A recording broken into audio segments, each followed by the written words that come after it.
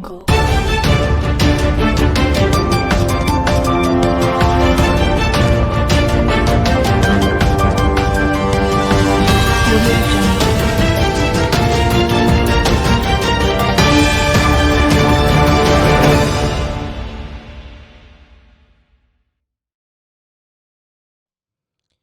Hello and welcome to the Apostate Report. My name is Trey Harris.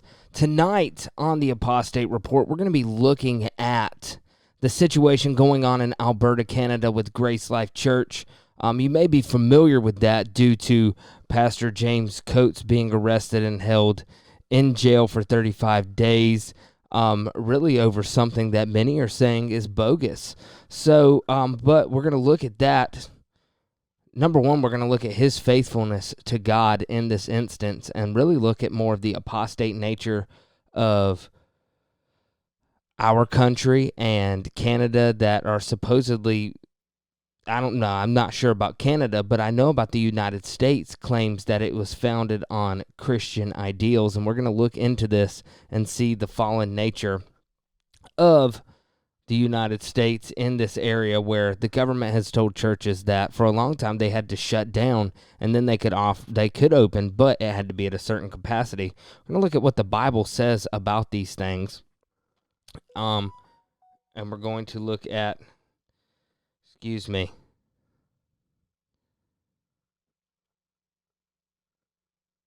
me shut this off real quick.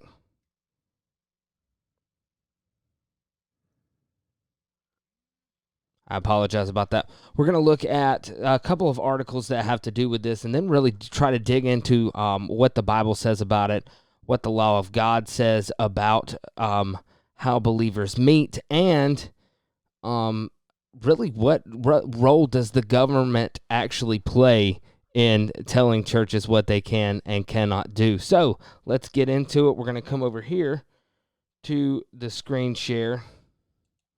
We're going to get right into this. So, Grace Life, how an Edmonton area church became the center of Alberta's COVID-19 fight. Last June, Grace Life Church of Edmonton emerged from the first wave of COVID-19 like thousands of other Albertans, hopeful, a bit wary, and ready to adapt to the new normal. Hello, Grace Life family. Church elders wrote in a June 19th, 2020 bulletin, like countless faith groups, Grace Life has moved to online services at the pandemic's outset. But with the Alberta government easing restrictions, the church opted, quote, after consideration, discussion, and prayer, end quote, to reopen in-person worship that Sunday. The bulletin laid out how church leaders decided to return to, quote, nearly normal, and the safety measures that would be taken to prevent outbreaks. Congregants were asked to refrain from hugs and handshakes. People with symptoms were asked to stay home. The church balcony would be open for those who wanted to socially distance, while the nursery would remain closed. Quote, for those who are returning, it is important that we remain responsible and take reasonable measures to limit the spread of the virus, wrote church leaders. Fast forward 10 months, and Grace Life is the ultimate COVID-19 scofflaw, or a paragon of religious liberty, depending on who you ask. The church continued to hold overcapacity indoor services throughout COVID's second wave, despite surging infections and multiple public health orders mandating limits on in-person worship. Pastor James Coates spent 35 days in remand for repeatedly refusing to abide by the rules. The story took another dramatic turn April 7th when Alberta Health Services ordered Grace Life closed, preventing access to the building by erecting layers of fencing around the property. How did Grace Life, a once little-known church on the outskirts of Edmonton, become such a flashpoint in Alberta's battle against COVID-19? And how did authorities decide after months of waiting to finally take such dramatic action? This story attempts to answer those questions. Inerrant and infallible Grace Life Church sits a few minutes west of Edmonton on a plot of land in Parkland County, across a field from a corn maze, and down the road from an RV storage facility. Grace Life, as the church has been known since 2012, was formally incorporated in November 2005 as Grace Reformed Baptist Church of Edmonton. The church's chairman and founder, Paul Klassen, is a retired RCMP officer who worked as a sergeant in the Edmonton-based Technological Crimes Section. Grace Life is formally non-denominational and adheres to a literal interpretation of the Bible, which its roughly 400 congregants believe is authoritative, inerrant, and infallible, and supremely sufficient Word of God. And some of you who may follow the Celebrate Truth YouTube channel will know that Pastor James Coates is the former pastor of Robbie Davidson. So, really small world.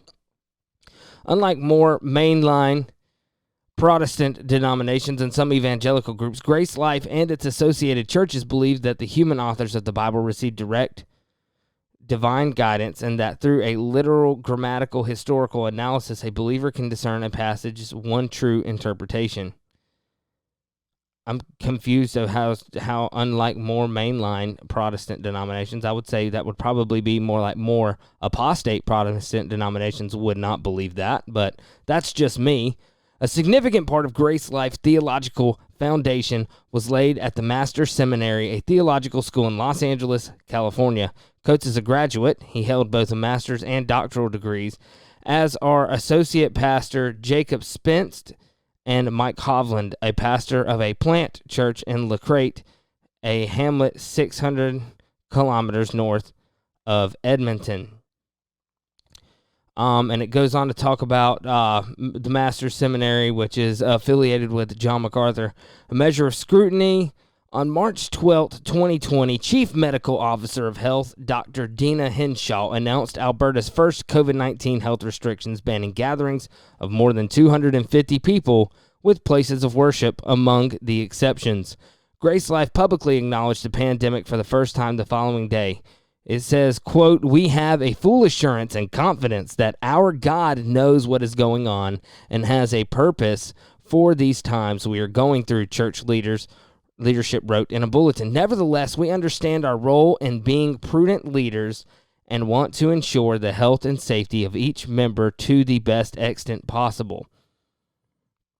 Later that month, 2 days after Alberta reduced gatherings limits to 15 people and ordered the closure of non-essential businesses, Coates recorded a message for Grace Life members. In it, he acknowledged church leaders were wrestling with what to do. As in all his pronouncements, Coates cited Scripture. Romans chapter 13 commands believers to submit to the governing authorities, recognizing they've been given authority from God, he acknowledged. But the book of Hebrews, on the other hand, exhorts us not to forsake the gathering of the saints. We're going to look at both of those, and we're going to try to iron this out for ourselves. That March, after much debate, the church chose compliance. Coates argued compliance was the correct course at that time because of health concerns and because authorities were not individually targeting or persecuting Grace Life. It's not as though the church is being singled out in any way, shape, or form. There is precedent throughout history, even in the time of the Puritans, where there's agreement that not gathering in a context like this is appropriate, he added. So we believe at this point in time that compliance with the governing authorities is the best thing we can do. Coates also revealed that Alberta's health services had already received a complaint about the size of Grace Life's worship services. "We were in compliance," he insisted. "Nevertheless, it's good for you, the congregation, to know that because you can understand that we're going to receive a measure of scrutiny." On June 9th, the Alberta government entered Stage 2 of its relaunch plan and lifted capacity restrictions on in-person worship. Grace Life returned to in-person services on June 21st. In an affidavit sworn in January, Coates detailed the safety measures Grace Life took for its return to worship. Church leadership ceased passing the offering plate, modified how they distribute the Lord's Supper, and purchase mask and hand sanitizer, quote, leaving it to each congregant to make their own informed decision, end quote. The June 19th bulletin stressed that COVID infections were nevertheless a real risk, one that had, quote, the potential to draw negative public attention to Grace Life, end quote. Still, there were signs that Grace Life was bucking under government restrictions. In his affidavit, Coates said the church's initial move to online worship was a product of, quote, ignorance with respect to COVID-19 and its severity. He launched onto Premier Jason Kenney's references to COVID as an influenza that usually only kills the sick and elderly. The congregation had its first brush with COVID a few weeks after reopening in early July. Grace leaders learned that a handful of congregants had tested positive, Coates said in his affidavit. After others were tested, it was determined by church leaders that no transmission had taken place at their Sunday gatherings. Still, as a precaution, Grace Life postponed in-person worship services for 2 weeks and made its own attempt at contact tracing. Alberta Health Services said it had received no reports of outbreaks at Grace Life since the pandemic began. AHS has different definition of what constitutes a COVID outbreak depending on the setting. In a church setting like Grace Life, AHS will publicly report an outbreak when there are 10 cases linked to a common source of exposure within a 4-week span. Alberta's contact tracing system, however, buckled under the load of new cases last fall, and it's unclear the extent of which Grace Life has cooperated with AHS and when cases arise. Well, let's see. The second wave, Alberta's second wave, was the worst in Canada. Cases began their upward swing in September and surged through the fall and early winter. It wasn't until November 21st, after the alarming growth in case counts, hospitalizations, and death. All right, so Kenney, a practicing Catholic, this is Jason Kenney, the premier of Alberta, capped worship services at 1/3 of fire code occupancy with physical distancing and masking, but stressed that he was loath to interfere with people's private lives. Quote, I certainly didn't go into public service, nor did any of the people sitting around our cabinet table, or in order to impose restrictions of how people live their lives, he said. To be clear, this will not affect the vast majority of faith communities who are already respecting the physical distancing guidelines, he said, but it will make it clear that these are no longer just guidelines and that this is not optional. We believe that this approach balances the charter-protected fundamental right to freedom of religion with the public health imperative. Alberta announced new restrictions on December 8th, including a provision limiting placements of worship to 15% capacity, the rules which remain in place today. And the reason we want to go through all this is we want to, for those of you who may not be familiar with all the details like myself, I know things here and there from where I've followed other podcasts that have brought it up, but we'll read through this so we can have context, because we're going to go look into some other articles. And then before we get into the final segment where we look at the scripture, we're going to hear from Pastor James Coates himself on an interview he did with the guys down at Cross Politic over in Moscow, Idaho. Up to this point, much of the Grace Life controversy has taken place behind the scenes. That changed in December. Post Media first mentioned the church in a story about how Christian groups were preparing to celebrate Christmas under the new restrictions. The story noted Grace Life had been ordered to comply with COVID-19 requirements after health inspectors saw unmasked attendees mingling with members of other households. Police and health experts had been attending Grace Life off and on since the summer. On December 13th, 2 RCMP cruisers and an Alberta government vehicle pulled into the parking lot after worship services began. Robert Komiak, a greeter and parking lot attendant, confronted the officials alongside 2 other Grace Life members.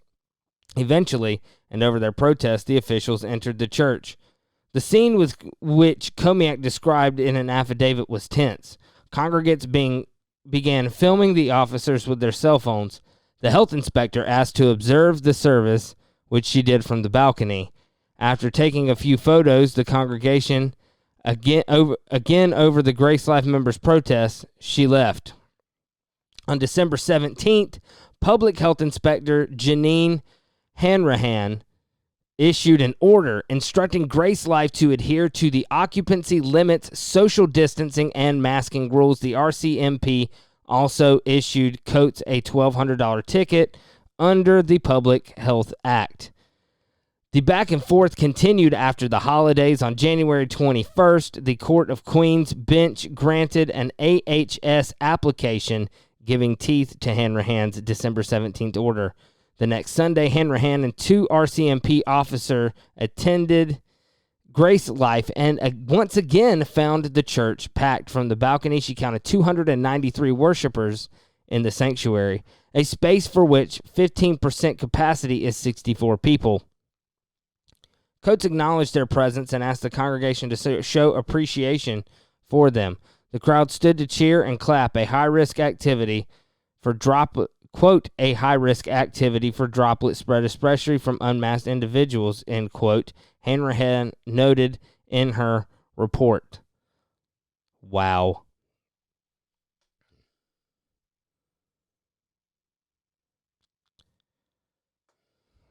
What can you say except for this? What you just said is one of the most insanely idiotic things I have ever heard. At no point in your rambling, incoherent response were you even close to anything that could be considered a rational thought. Everyone in this room is now dumber for having listened to it. I award you no points, and may God have mercy on your soul. I mean, how can you just sit there? I mean, personally, I think that was a very humble thing for Pastor Coates to do, to acknowledge these people and appreciate the work that they were trying to do. Oh, my goodness. Anyway, all right, so it goes on to talk about on January 29th, Hanrahan ordered Grace Life closed until it complied with public health orders, but 10 more Sundays would pass before the order was enforced. Grace Life's profile continued to grow through February. On February 7th, it posted a message to the public on its website questioning the science behind public health measures. And there's a reason for that, and we'll get into that. We're going to hear from Pastor Coates why he said this. Church leaders had begun using quotation marks when referring to the pandemic, saying that based on an, quote, immense amount of research, end quote, they had concluded that the science supporting COVID-19 restrictions is both suspect and selective. I would totally agree. By the time the so-called pandemic is over, if it is ever permitted to be over, Albertans will be utterly reliant on government instead of free, prosperous, and independent, the message concludes. Coates was arrested after church that same day and charged with breaching the Public Health Act, according to an affidavit filed by Aaron Coates. The discussion took place in his office after the worship service. Officers presented him with a legal undertaking ordering him to appear in court and, in the meantime, to abide by the Public Health Act. Coates refused to sign, as is his right.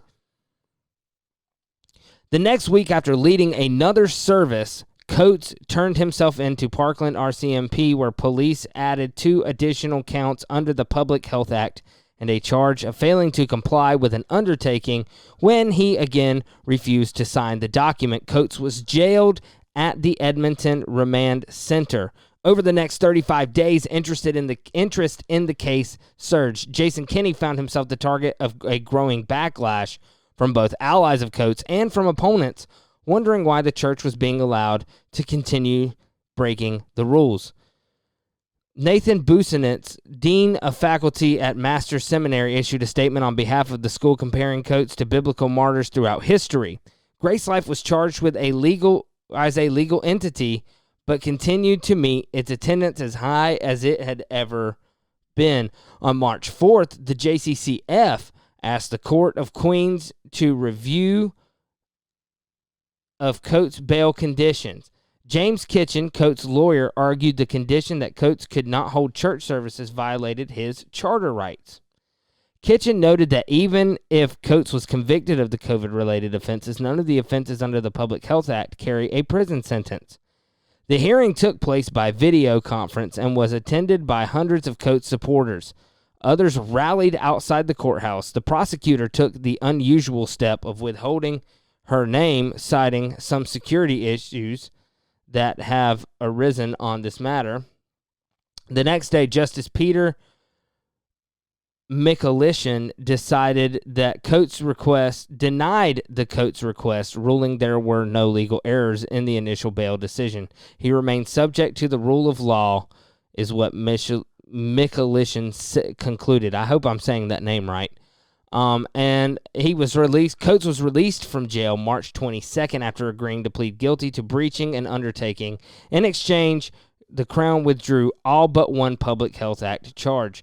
Coates and defense lawyers proposed a $100 fine for the breach, but Judge Jeffrey Champion balked. He took the unusual step of refusing to accept the joint submission, instead imposing a $1,500 fine paid for by Coates' time behind bars. He also admonished Coates, telling him his services risked becoming super spreaders. Keep that in mind. We're going to hear something interesting in a few minutes. Your decision could have been of danger to the health and safety of those in the community, he said. Coates intends to challenge the constitutionality of the Public Health Act restrictions at his trial in May. I want to see if it gets into some of the other stuff.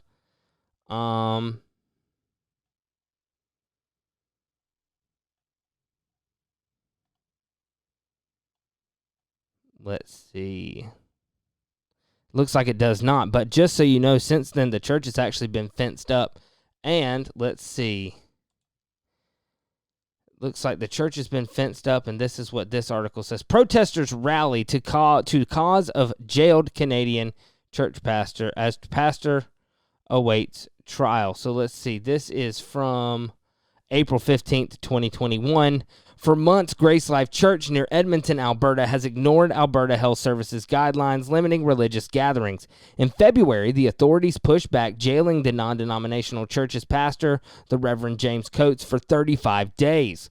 On April 7th, after the church continued to breach rules about mask wearing and limiting attendance to 15% capacity, health inspectors and police ordered the church closed, fenced off its grounds, and posted a guard. Earlier this week, a day after 400 people protest the closure outside the fenced-off church, the Edmonton Journal reported that the church had held a clandestine in-person service at an undisclosed location, during which Coates said his church had been jailed. In case anyone missed it, however, the church posted the service on YouTube. Coates is a former student of the Reverend John MacArthur of Grace Community Church in Sun Valley, California. Goes on, and of course they're going to make that connection because John MacArthur is the biggest enemy of the state in California because he has also refused to shut his church down. I'm actually not a huge fan of John MacArthur, but I do respect the man for standing up for his right as an American citizen and for saying that Jesus is king above everybody else. So we've got that, and there's the fence around the church. This is absolutely ridiculous. This is tyranny at its finest. In response to the protests, Alberta's Premier James Kenney said people of all faiths should take COVID-19 seriously. Quote, "My message to the people of faith in particular would be that if you believe in the sanctity of human life, please act accordingly," end quote, he said. So my question for the Premier would be, does this, what has a higher survival rate, the 100% mortality rate of unborn children in abortion clinics or the 95% survival rating of COVID-19? And I don't want to diminish anybody who has died from the virus or from complications that the virus caused. But really, I mean, let's face it here.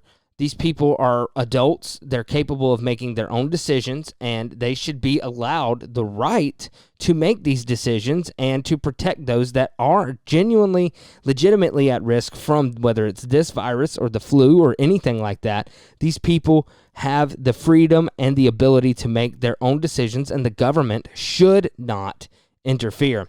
Quote, this virus is real. It's taken the lives of 2,000 Albertans, of millions of people around the world, and we are right now in the midst of what is likely the biggest wave of infection that we've experienced to date, end quote. Other Alberta faith leaders also criticized Grace Life, including the Reverend Greg Glatz of Calgary's Knox United Church. Yeah, we're going to hear a little bit more about him in a minute, too. I think it was long overdue, and it needed to be done, end quote. He said of the government's decision to close the church.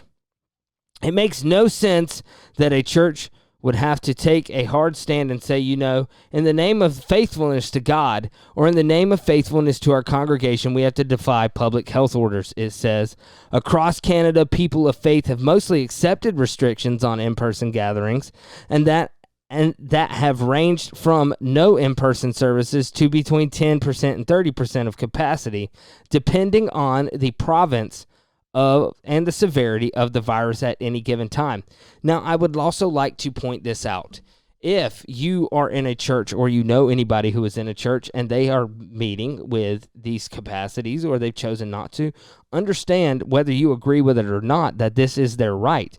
However, every single assembly, whether they meet on Saturdays, Sundays, whether they meet in homes or in churches or under a 501c3, no matter what it is, each one of those assemblies and each one of those people in the assemblies, we all answer to our King and High Priest, Jesus Christ.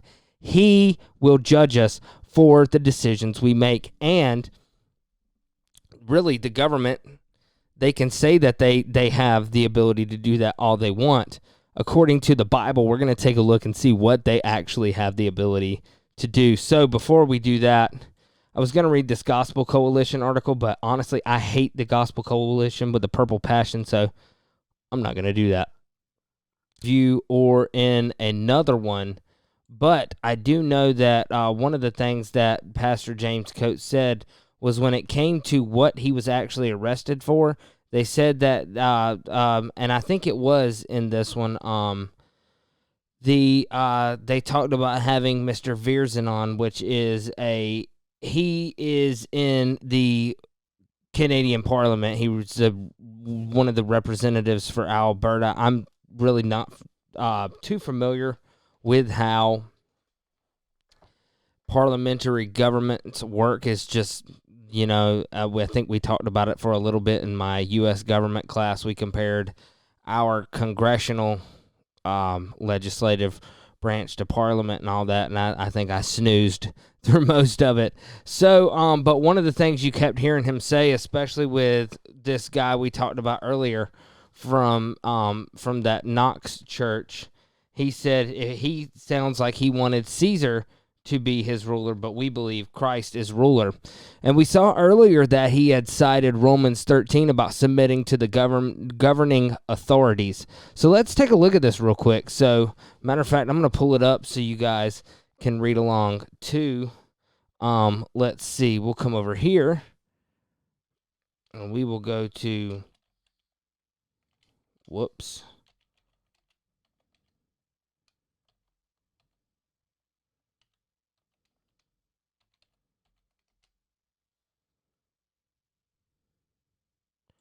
All right, Romans 13, 1 through 7 on BibleGateway.com for those of you watching this on the video podcast.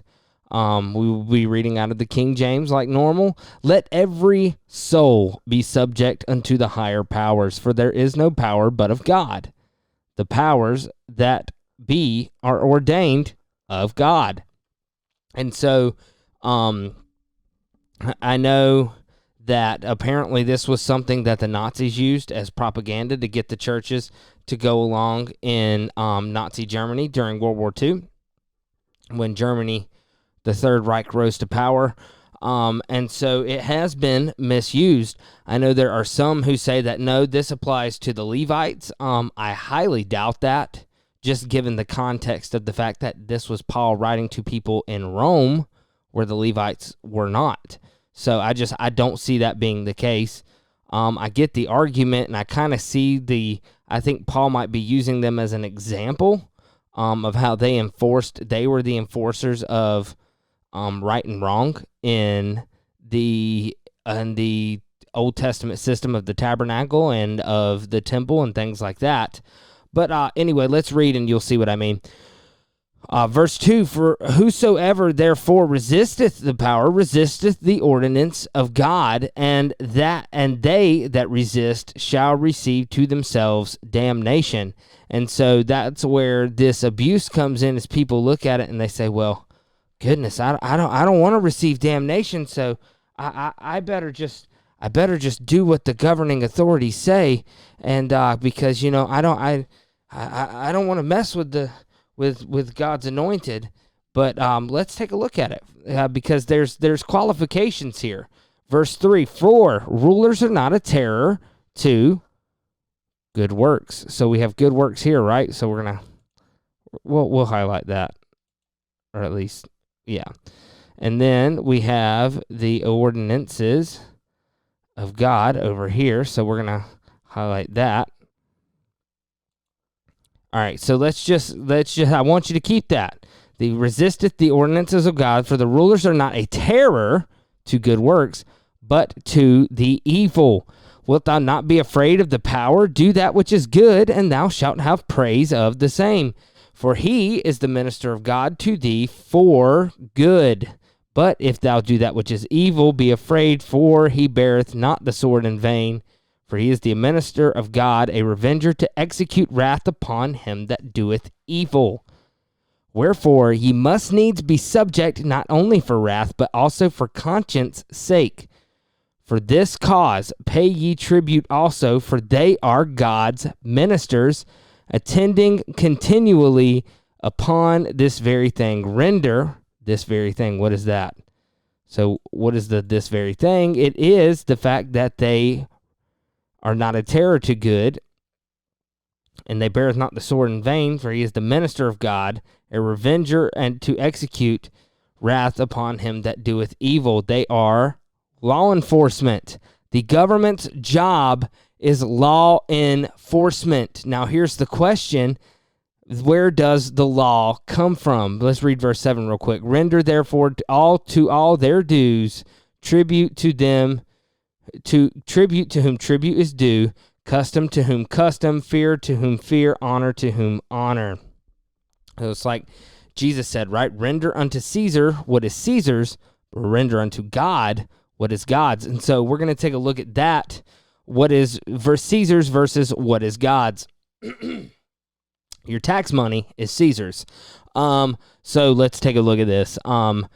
So the job of the government is to enforce the law, but what law? The ordinance of God, right? So it's God's law. So let's just take a look and see what God has to say about sacred assemblies, shall we? So we can head over here to Leviticus 23, and many of you that may listen to this that are still in traditional Sunday churches, especially if you're in like one of these modern, hip, seeker-friendly churches, you're probably not going to really understand like why we're going here. But if you stick around, you'll find out. And I could be wrong. Maybe you do know. I just know that when I was I can only go on my own experience. When I was in my seeker-friendly church, this never came up. Leviticus 23:1, and the Lord spake unto Moses, saying, Speak unto the children of Israel, and say unto them concerning the feasts of the Lord, which ye shall proclaim to be holy convocations, even these are my feast. 6 days shall work be done, but the seventh day is the Sabbath of rest and holy convocation. Ye shall do no work therein. It is the Sabbath of the Lord in all your dwellings. These are the feasts of the Lord, even the holy convocations, which ye shall proclaim in their season. So let's head over here. If you look that word convocation, so like let's come back here just so you can see the word convocations is the word, it comes from the word mikra, and this is what the word mikra means. It is a convocation convoking a reading, is what Strong's Concordance says. But let's go to see what, so like if you go to the New American Standard Exhaustive Concordance, it is assemblies, assembly, convocation, convocations, reading, or a summoning. Brown Driver Briggs says this: it is a convocation, a convoking, or a reading, a convocation, or a sacred assembly.